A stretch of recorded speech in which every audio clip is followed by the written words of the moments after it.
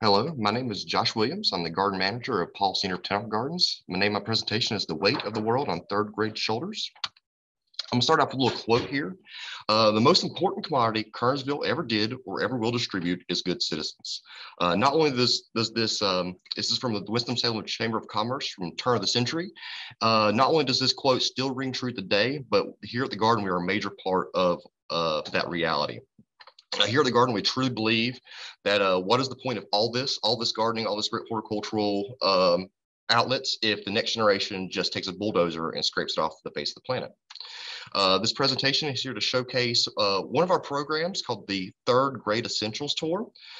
It coincides here in North Carolina that in third grade, we start teaching plant science, life cycle of seed, plant biomes, adaptations, all those good things. We have about 1,000 students come through the garden every year, mainly third grade, but we do adapt to K through 12, whoever's in front of us. And every one of them gets a full sensory experience at the gardens. Here's the kitchen garden. The kitchen garden is our main tool for that. It allows kids to connect very easily with the world around them. They get to see where their food is grown and what you can do with just a little bit of work and a little bit of space. Here in the kitchen garden, we get to really engage with them full sensory. So seeing, touching, smelling, tasting. So there's always something growing in a vegetable garden, cool season, warm season. They get to eat and taste and smell herbs and veggies never heard or seen before.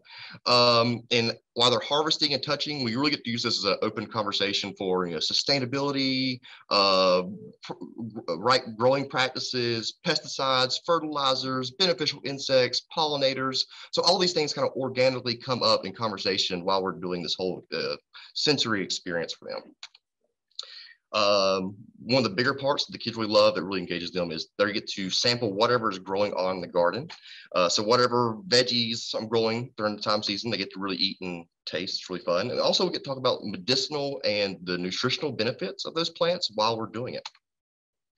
One of the really cool things, so this is a very normal plate that we have for the kids.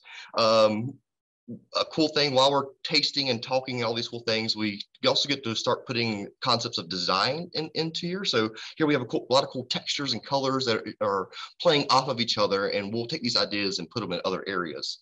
Also, we're talking about varieties and cultivars at this point in time too. So they taste different, they look different, all those cool things. And then whatever the students do not eat, we give to other nonprofits. So we give to food pantries and to Salvation Armies. And this is also brought up to the children. We get to talk about needs in our community and how we can help them.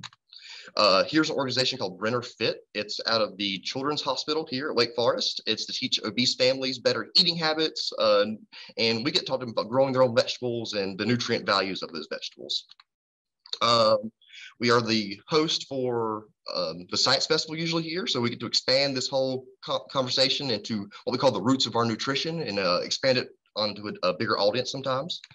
While we're doing this, we invite other environmental groups to come out. So this is a group that makes trash to art, and they talk about recycling as they do it. So this is a really fun thing that we do. Talking about adaptations of plants. That's a big part of the Third Grade Essentials Tour. So here we get to show them around the garden and show them all kinds of different jungle and xeric plants. There's a fun game I like to play called fruit or flower. So the cotton down there in the right-hand corner, that's always fun to guess, is it a fruit or a flower?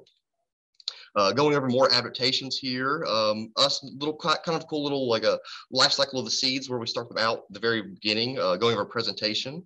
And if any of the kids can't come to us to get this tour, we constantly go out and give this tour to other groups. So everything they would have in the garden setting, we bring it to them in their schools. It's a really, really fun time.